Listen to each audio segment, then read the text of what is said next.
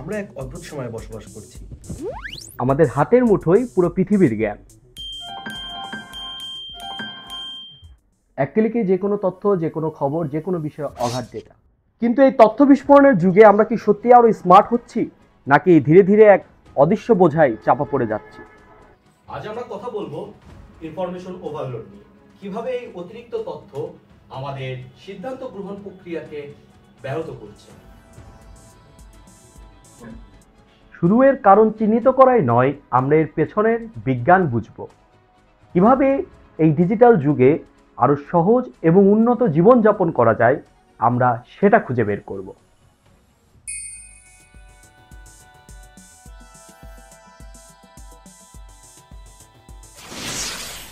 Information overload. Information overload. Information overload. Information overloaded. মাত্র 20 বছর আগেও তথ্য পাওয়ার প্রধান উৎস ছিল বই, সংবাদপত্র, টেলিভিশন বা রেডিও।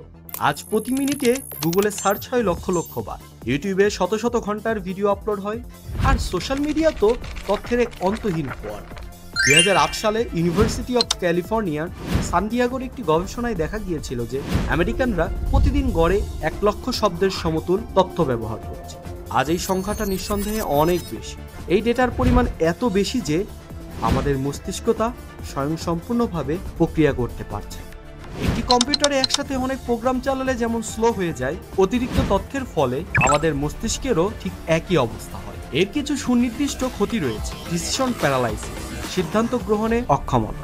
আপনি হয়তো একটি সাধারণ স্মার্টফোন কিনতে গেছেন, কিন্তু দোকানে গিয়ে দেখলেন অসংখ্য মডেল, ভিন্ন ভিন্ন ফিচার।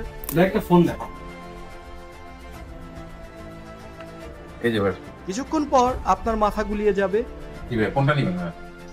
এবং শেষ পর্যন্ত হয়তো সিদ্ধান্তই নিতে পারবেন, বা দেরিতে ভুল সিদ্ধান্তটি নেবেন। Right choice. আমাদের মস্তিষ্কের প্রিফ্রন্টাল কর্টেক্স সিদ্ধান্ত গ্রহণের জন্য দায়ী। অতিরিক্ত তথ্যের ফলে এই অংশে ওভারলোড হয়ে যায়, ফলে একটি কার্যকরভাবে কাজ করতে পারে না। আবার অসংখ্য অপশনের মধ্যে আমরা সেরাটা বেছে নিতেও ভয় পাই, কারণ অন্য অপশনগুলো ছেড়ে আসার আফসোস অনেক বেশি মনে হয়। Reduce attention and focus.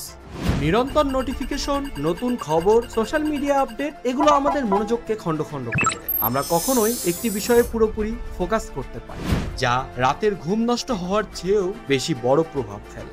Increase anxiety and stress, উদ্বেগ এবং মানসিক চাপ বৃদ্ধি। সবকিছু জানার আকাঙ্ক্ষা বা কিছু একটা মিস করে ফেলার ভয় আমাদের মধ্যে উদ্বেগ বাড়ায়।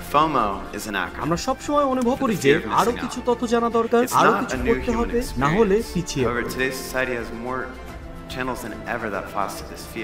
যখন আমরা অতিরিক্ত তথ্যের সম্মুখীন হই, তখন আমাদের মস্তিষ্কের অ্যামিগডালা সক্রিয় হয়ে ওঠে, যা ভয় এবং উদ্বেগের সাথে জড়িত। এই অবস্থা দীর্ঘস্থায়ী হলে ক্রনিক স্ট্রেস তৈরি হতে পারে। সুখবর হলো, এই সমস্যার সমাধান আছে। আমরা আমাদের তথ্যের প্রবাহকে থামাতে পারবো না, কিন্তু আমরা আমাদের আচরণ এবং চারপাশের পরিবেশকে অবশ্যই পরিবর্তন করতে পারবো।